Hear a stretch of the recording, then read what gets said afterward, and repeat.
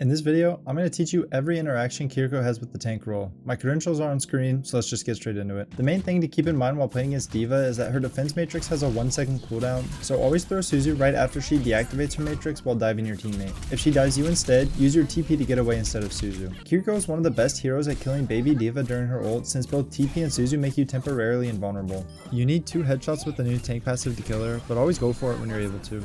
If Doomfist has an empowered punch and is charging it at you or another non-tank teammate, more often than not it's the correct play to preemptively Suzu them. If you get hit by the punch, you're probably dead before you can TP away, so don't be scared to Suzu. You can also climb away if you're near a wall, but it's not always a reliable escape. You can mitigate the majority of Doomfist's ult damage simply by wall climbing, so stay near a wall when he's in ult. The most important aspect of this matchup is to always track her ult. Hold on to Suzu for as long as possible when she has it, and play safe in order to not get it forced out early. If your Suzu is forced early, you can place a desperation ult in order to get Suzu back in 8 seconds instead of 16, but this is very situational. If you get hit by her ult or her axe, you can TP to cleanse the effect and use Suzu on a different teammate to save at least 2 people. If she doesn't have her ult, I would always Suzu her axe. You can deny her sustain and ult charge, and it's very easy since her wind up animation is long. Try to cleanse before the axe actually hits you or your teammates. Mauga's stomp stuns your teammates if he hits them directly, so consider if they need the Suzu to live. Cassidy and High Noon is a great example of someone you should be Suzuing through stomp. If Mauga sets you on fire and you're not in danger, you can TP to cleanse the burn and deny him a small amount of ult charge.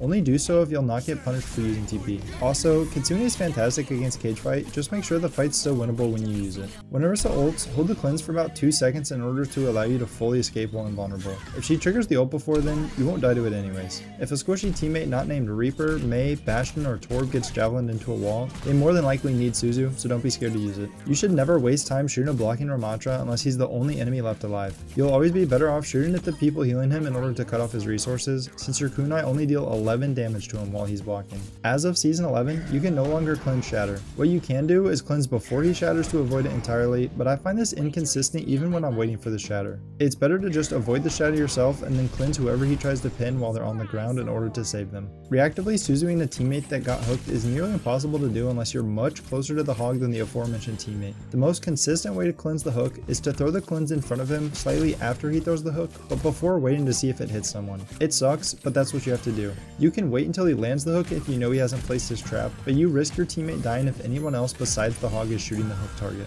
If your tank is getting ulted by hog, wait as long as you can to Suzu them so that they can gain the most distance from the hog in order to have the highest chance possible to live. If they're in a corner, they're probably cooked either way though. If Sigma hits a rock on a squishy, you have to Suzu it, no questions asked. Don't think about it, just throw it. You can consistently Suzu all of the flux damage if you or your teammate is near a wall by waiting until you're about to get slammed and then Suzuing yourself or them via said wall. If there's no wall, you can instead directly throw the Suzu at a teammate, or worst case, you can try and time it correctly by throwing it at the ground, but this is extremely inconsistent even for me. Winston's jump is on a 3-second shorter cooldown than your TP as of season 11, so don't try to fight him before teleporting away as he can easily follow and kill you. If you're getting chased down, you should think about who you will be teleporting to before he jumps you so that you can avoid his landing damage and be with the ally who can peel for you the most. If a teammate gets caught in Ball's mines, you need to Suzu them before they impact the first mine.